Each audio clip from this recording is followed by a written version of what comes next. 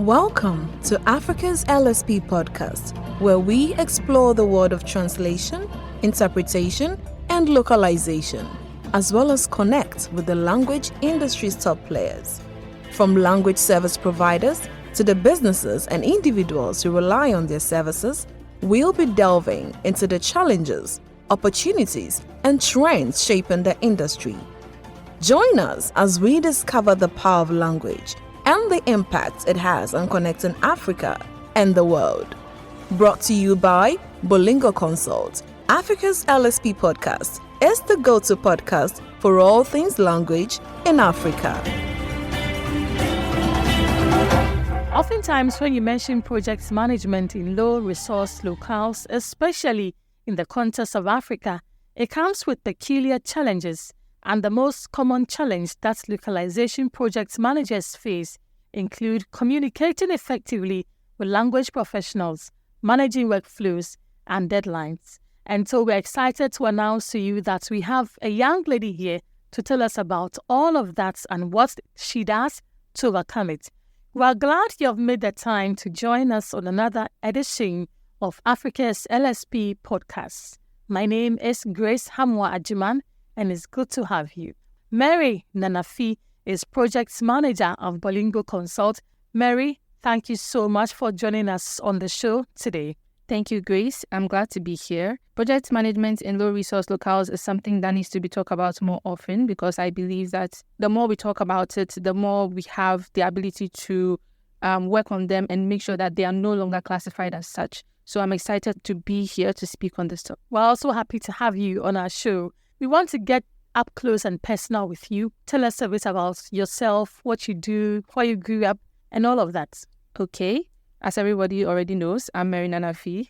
I was born here in Accra, and I still live here in Accra, but I am an Ewe, and I'm from Bando in the Volta region. In my free time, I like to read books and watch anime as well. Sometimes I just watch movies or series just to pass the time, to while the time away. Yeah. Your name, Nanafi, strikes a bell in my mind. Tell us a bit about the name, what it means. Okay. So Nanafi originally is mentioned as Nanafi, right? It's Nanafi. And throughout the years, we've come to notice that a lot of people can't say the initial sound of Nga. So we changed it to Nanafi. That was much easier for people to mention. The name itself can be broken down into two parts. It's Nanafi. So it means in Ewe you would say Nungane Ofine. And when you translate that into English, it comes out as one who likes sweet things or nice things or one who steals these things. That is the way we translate it. And this is because my forefathers, I would like to say, were warriors and they were conquerors. So when they conquered any town or any village, they would acquire the belongings of these people and take it as their own. So I think that's where the name comes from. Yes, I get it because I know that fiafi is something that's got to do with thief or stealing. Yeah. Yay, I'm getting my ewe right. Definitely. So let's go into the nitty-gritties of what you do.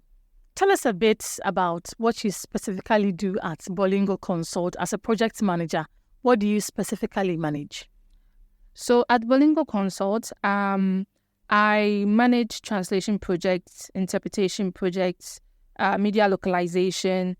Sometimes I also do desktop publishing. So with translation projects, we usually have clients who require documents in English or in any other language to be translated into a different language. So when this comes in, sometimes we have to localize. So we ask the clients that what dialect of the language do you want? Which region do you want it from? We take a look at that and then we work on it according to the requirements that they provide. When it comes to interpretation, we do on-site and then remote interpretation. So as on-site is, I guess, obvious. We go to wherever the meeting is being held, we set up and then we provide interpretation services right there. With remotes, we are here, we are wherever we are across the globe, and then we provide the services via any online tool. Sometimes it's Zoom, which we mostly use because it provides that feature. But whenever it's needed, whichever tool our client feels they are more comfortable with, we try to accommodate. Media localization, it's mostly subtitling. And with desktop publishing, it's when clients bring in documents that are in a specific format that we need to pay attention to and make sure that we reproduce it, but with the target language in the same format that they gave us. You sound very excited and on top of your game. Tell us, being in the language services industry, have you always wanted to be here or life put you here? Right. So this question is very interesting because in the university, I studied French and linguistics. But at the time, I didn't think that I would be in a project management role at all. And I studied those particular courses because I had an interest in languages. I wanted to learn more about languages. It's something that I enjoy. But after that, I took a course in project management, but not specifically to work in the languages industry. I just wanted to do project management in the broader scale, so to speak. But whilst searching for roles that cater to my skill set, I ended up here at Bolingo Consult as a project manager for, languages. It's been quite an interesting journey. Yeah. I was going to ask you to describe your stay here in just a word. You just said interesting. Yes. Which other word would you use? Maybe two words. 2 words. So interesting and exciting. Great. What strategies then do you adapt to promote collaboration in your field of work? So in my field of work, I try to leave an open line of communication and transparency as well. Always make sure that the linguists that I'm working with on a particular project have the ability to access me when they need to do so in a way that is more convenient for them. So sometimes it could be via email or WhatsApp or a phone call, whichever one is easier for them to do at any point in time in the day. So when you're a project manager in the localization industry, one thing you tend to realize is there is no such time as alone time, because you always have linguists calling you. They want to understand the context behind something that they are working on, and you have to be available or it could cause a delay. That's one thing. And transparency. You have to make sure that you are as transparent with them as possible on everything that is happening throughout the project. You have to align you and the linguist on the objectives of that particular project. There is nothing that should be seen as need-to-know basis. Because if you are transparent and then they know what they are working on and they understand the import of it, it helps them to work better and to keep in mind the context with which to work in and produce the best or the highest quality target or document. What challenges do localization projects managers face, particularly in Africa, when working on projects with low-resource locals? But before you even get to that, what do you mean by low-resource locals? Then you can answer the other question. Okay, so a low-resource locale is a language that lacks linguistic resources to train automated translation systems, right? So in Africa, you would realize that there's a problem of having an inadequate talent pool. For example, right here in Ghana, Twi is not a language that a lot of people take or a lot of people treat as a language that could take them to a higher professional level. Twi is frowned upon in school. You can't speak vernacular or you get punished. But in doing this, you realize that you don't have professionals who are qualified enough to work in these languages and produce the documents in the best quality.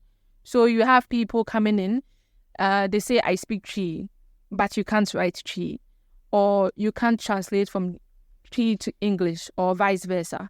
And this is a big problem because sometimes you have a translator who is good at it, right? They are qualified, but then you need a reviewer to have a look at it and make sure that it is exactly what it needs to be and it is according to the specifications of the client. And this poses a big challenge.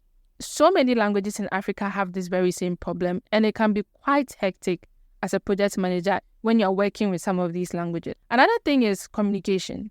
Like I said before, if we don't understand each other, it's going to be a very, very difficult process. So one thing that I would commend Bolingo Consult for is that sometime last year, we branched out to Rwanda and we set up an office there. And Adi proposed that we have a workshop, so to speak, with a cultural expert in Rwanda to help us understand the culture of the people there and then the nuances that come with working with them. And I must say that it has been very, very insightful and very helpful so far, because since then I've had to work with people from Rwanda or people who speak Kinyarwanda. And now I understand that when they speak, you need to read between the lines. There is nothing that is straightforward. And they also have a cultural thing that they don't speak a certain way to people that are above them in a position, or they don't speak a certain way to people that are older than them. So, for instance, someone from Rwanda can be working with me, right? And they may be older than me. To them, it doesn't make a difference. Yes, they are older than me, but I'm still the person who is in charge. Meanwhile, in other cultures, just because somebody is older than somebody they're working for, they tend to not give them as much respect because they think I'm older than you. So even though you're in a higher position, you are supposed to give me the respect. And that's a problem. So understanding these cultural nuances, right, gives you the ability to speak to them in a way that is easier for them to understand and digest. And in doing so, it impacts the project or the task they're working on in a much better way, because then they understand what they're supposed to do, when they're supposed to do it, and when they should be done by.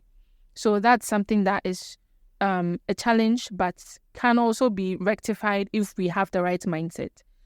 Another challenge is environmental factors, economic fluctuations. So sometimes you realize that they're working with a linguist and the deadline is tomorrow, it's early in the morning, you need to submit the document to the client, but the linguist is telling you that I don't have light. I don't have access to internet, so I can't complete it in time.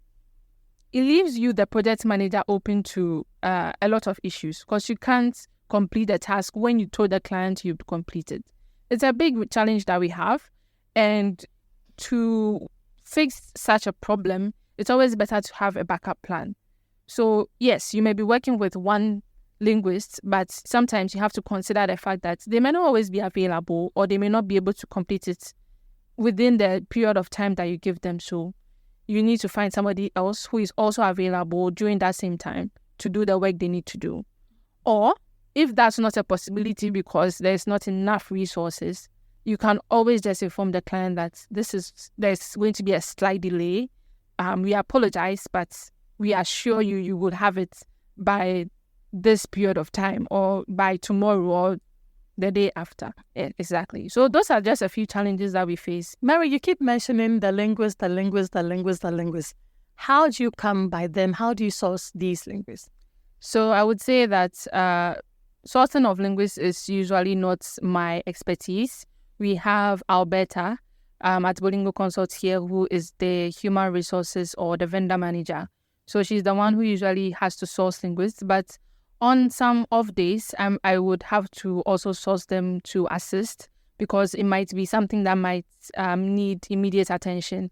And the more hands we have, the quicker we are able to find who we need.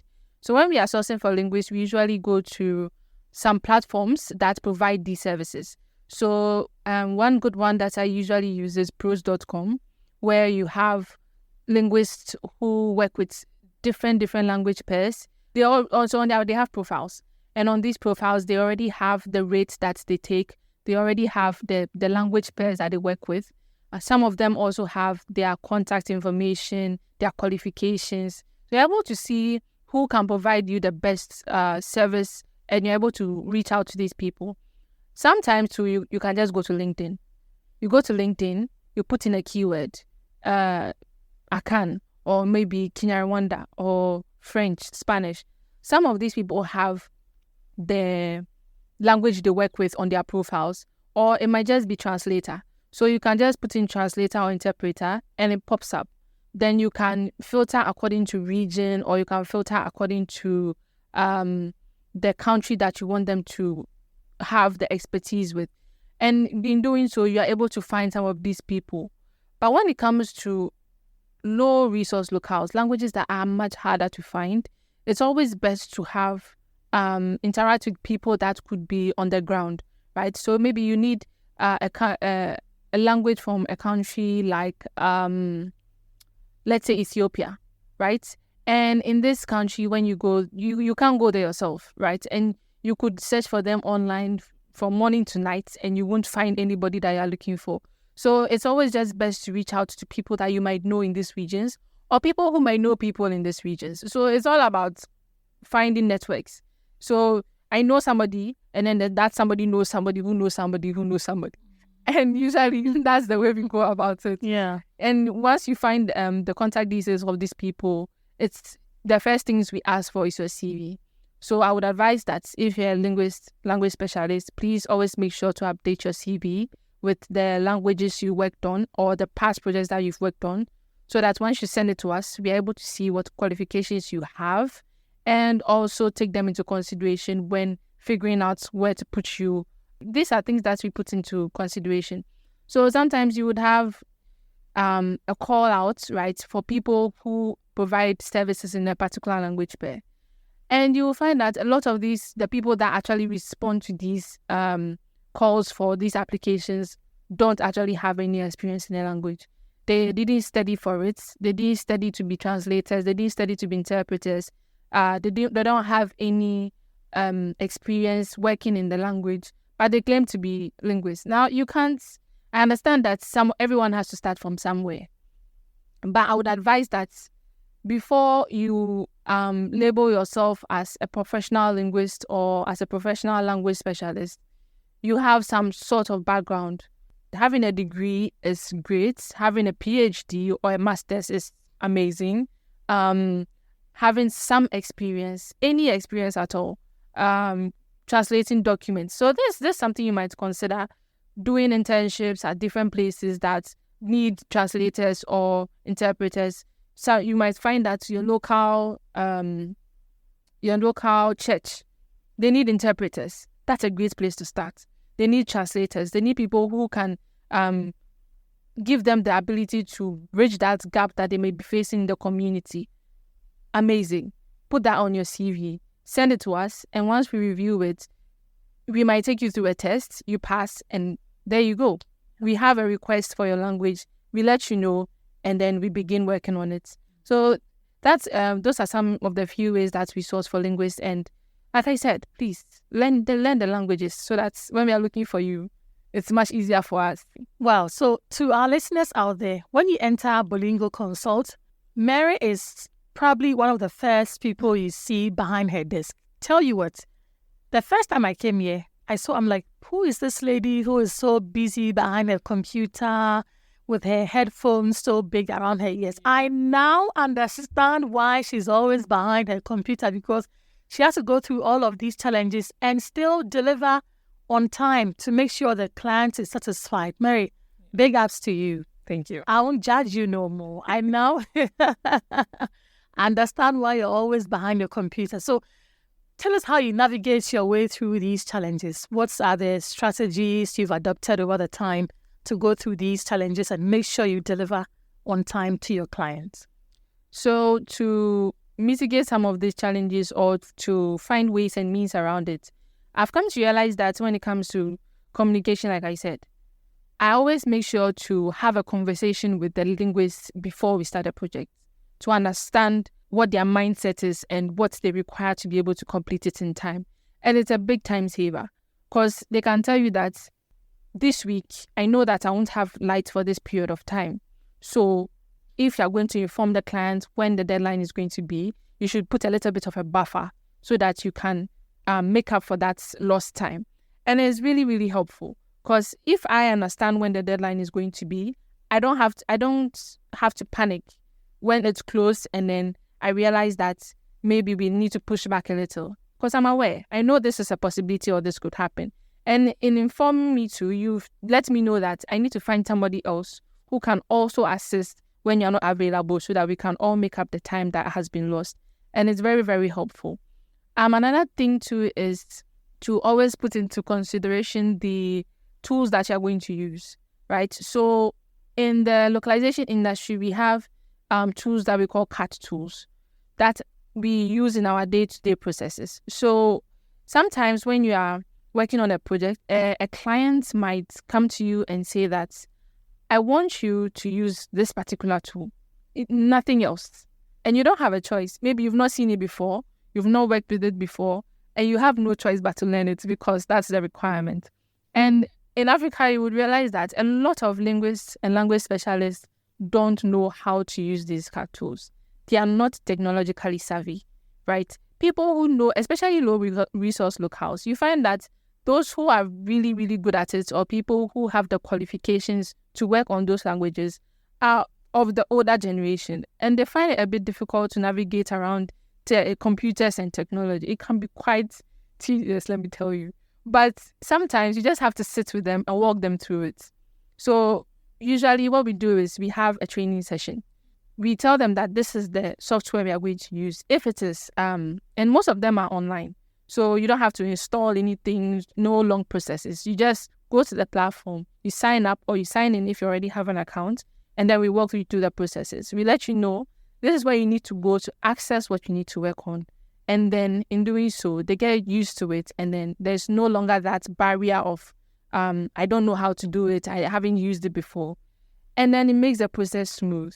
And one thing I would love to say is that for my language specialists and for my linguists out there who may be listening, please and please again, let's all try as much as possible to learn how to use some of these CAT tools because they are not that different, right?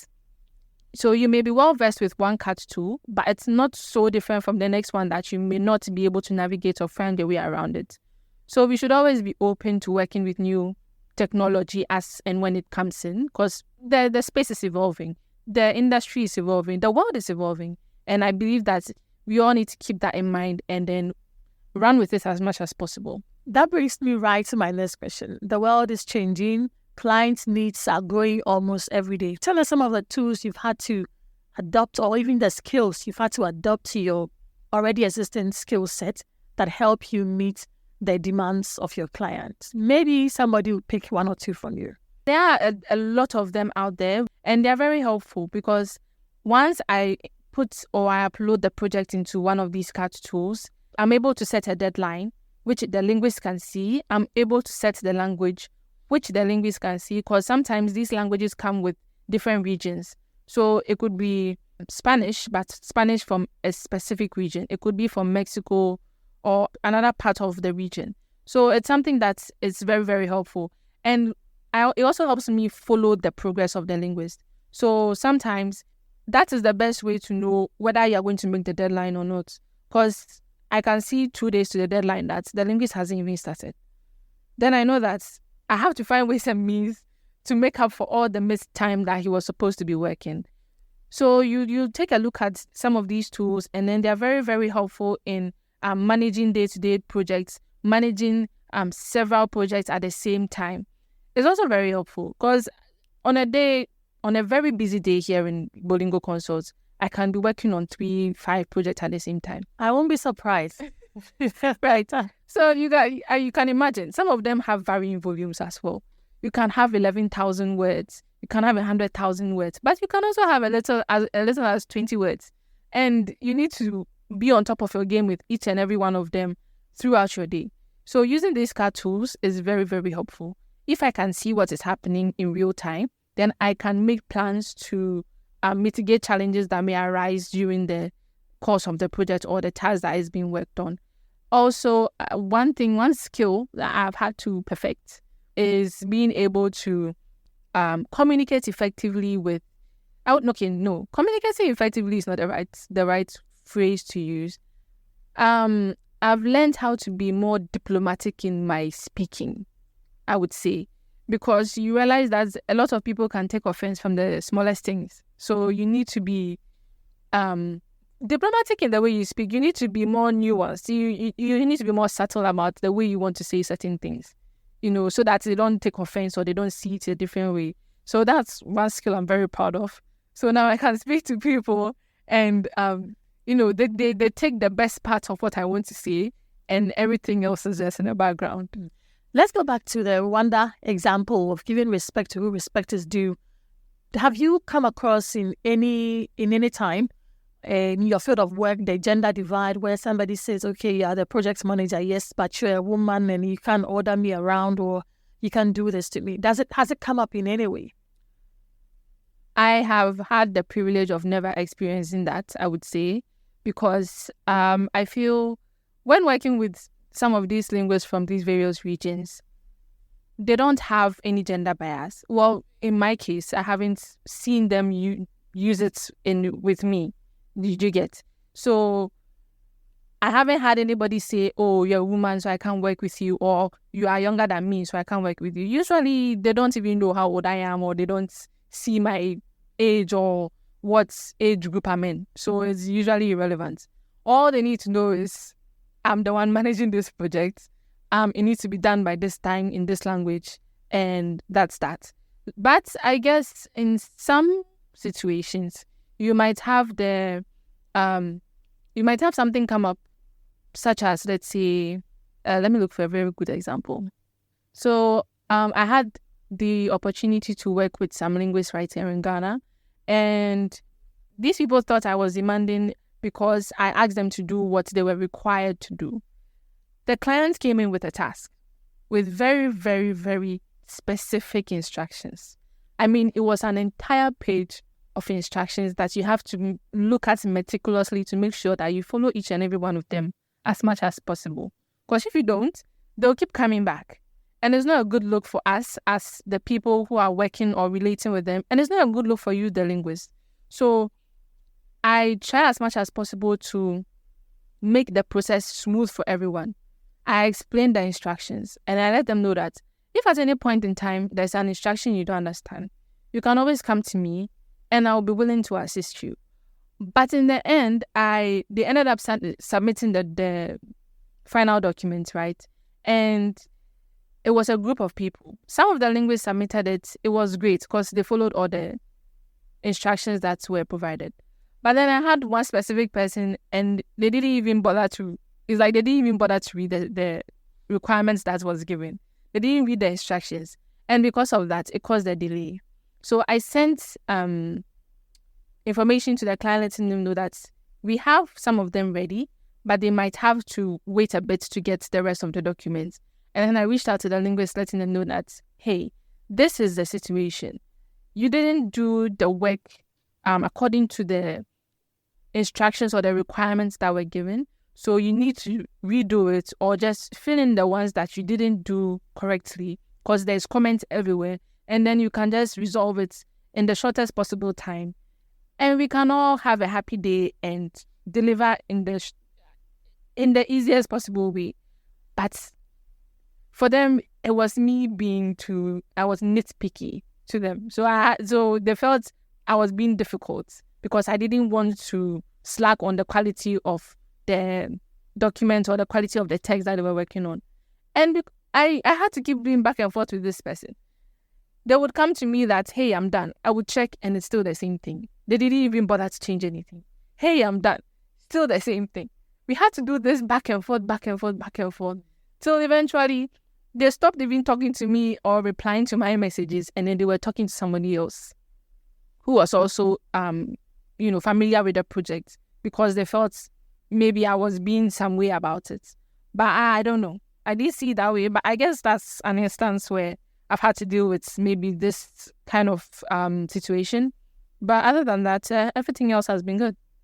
So what I get from your explanation is that you have to be somebody who pays a lot of attention to detail to thrive in this area. Yes. Apart from that, what's other, let's say, 3 qualities would you say you should possess before you can be in this industry? Maybe your top 3, apart from paying attention to details. Yes.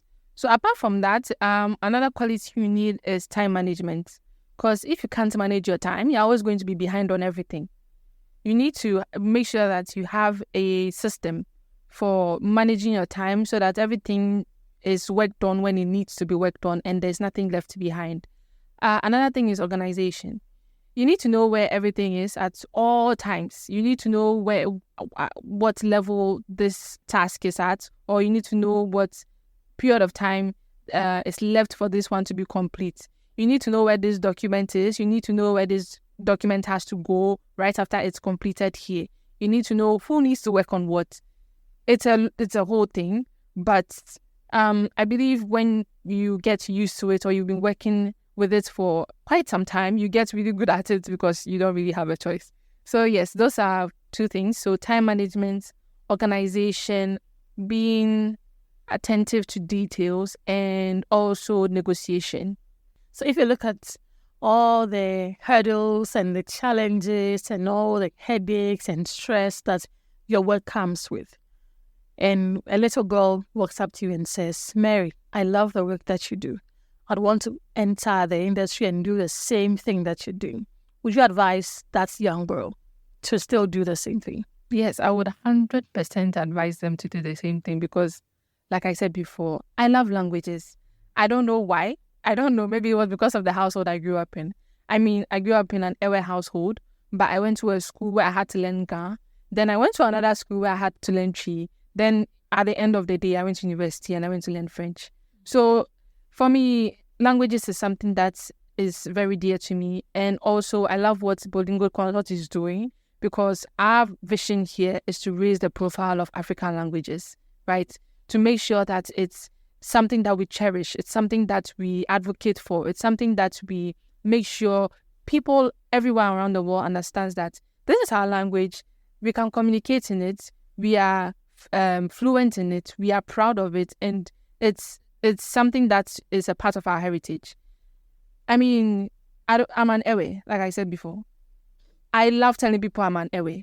And sometimes I don't even need to tell people I'm an Ewe because they can tell.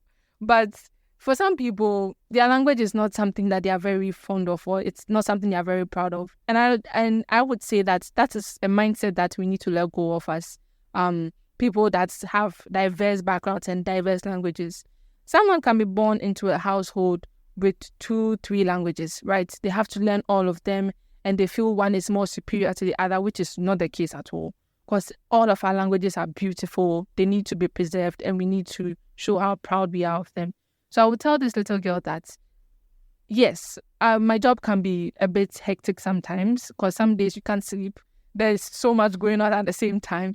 But there is a certain type of joy and fulfillment in knowing that the work you are doing is affecting people, so many people around the world, right? There are people in far, far away countries where their language isn't spoken and they are in a foreign man's land with nobody to help them understand how to go about their day-to-day lives. But with the services that we provide, they are able to get the help they need, so to speak, because there's an Ewe man or there is somebody who speaks Swahili, but they are in Spain at the moment.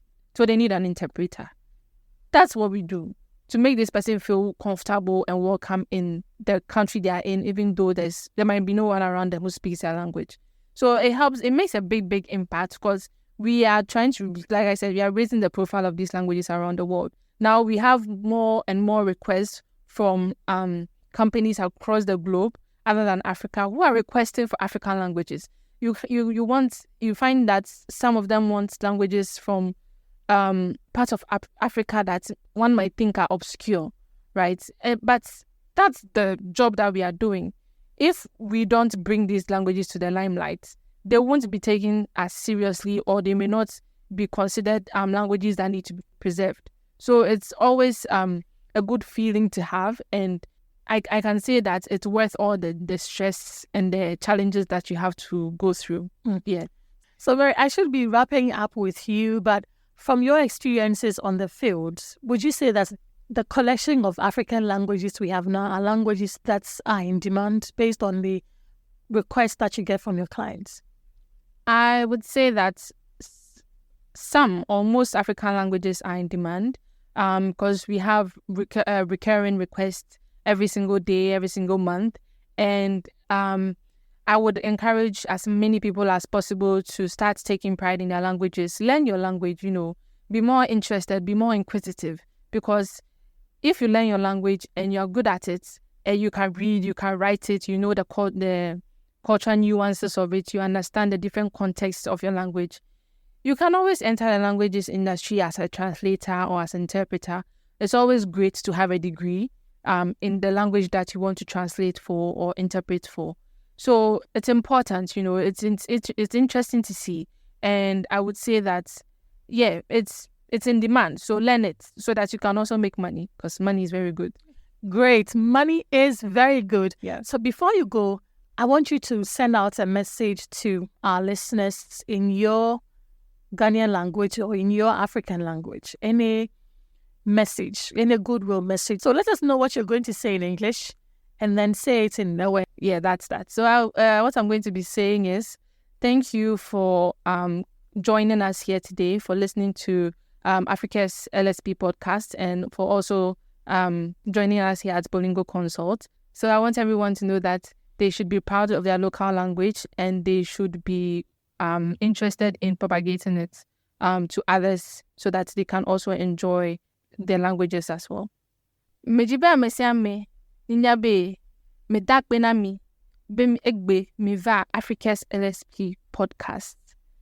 Medakbena mesiame hiva fi Bolingo Consult benova semia funya. Mejiba mesiame ninyabe egbe hidolere edibe mi lom nya fogbe ni mi nyabe vegbe yo tri yo ga yo me yare kemelemu amesi amo gbenyo taminwe. I mean, I heard a few, I used to speak a little, but I've forgotten because I don't get people to speak with anymore. So I became a bit rusty, but I know that enyo means it's good. Yes. Opete means everybody or everyone or everything should love it. Yes. So my aware is still there. Maybe when we keep speaking it, I'll get back on track. 100%. F1. So we have been speaking with Mary Nanafi, who is a project manager here at Bolingo Consult. She took us to her world, what she does as a project manager for Low Resource Local. And I know you and I have, apart from having an interesting conversation with her, have also learned a thing or two. At least you should know that before you can become a successful project manager, you must pay attention to details, have a penchant for proper time management, and be able to know how to negotiate. She tells me the money in the industry is good. And so, I mean, if the money in the industry is good, why not enter into it? Thank you so much for joining us, Mary. We've learned a lot from you. And thank you also to you out there for joining us and being a part of the conversation. This has been another exciting episode of Africa's LSP podcast, brought to you by Bolingo Consult. My name is Grace Hamwa Ajiman. Let us know how you feel about this conversation in the comment section. We'll come your way again, same time, with another edition. Just bye-bye from us. But Mary, how do you say bye-bye in Ewe? Is there a word for it? So we don't have a singular word for bye-bye in Ewe. Usually we say bye-bye according to maybe the relationship we have with the person or the social situation that is present, right? So I think because we would love to interact with our listeners next time, Miadogo is perfect. Okay, so from Mary, myself, and the Bolingo Consult, we say Miadogo. See you in our next episode. Bye. Thanks for tuning in to Africa's LSP podcast. We hope you enjoyed the conversation and learned something new. For feedback or enquiries, reach out to us at podcast@bolingoconsult.com. Don't forget to subscribe, rate, and review us on your favorite platforms. Until next time, stay curious and keep growing.